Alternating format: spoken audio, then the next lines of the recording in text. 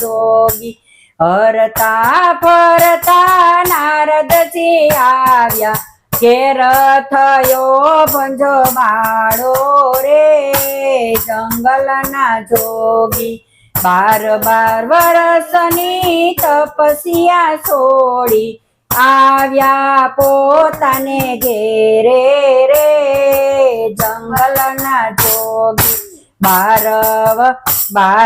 ગણેશજી ચોકી રે કરે સાથમાં ઓખાબાઈ રે જંગલના જોગી આવતા સાધુડા એટલે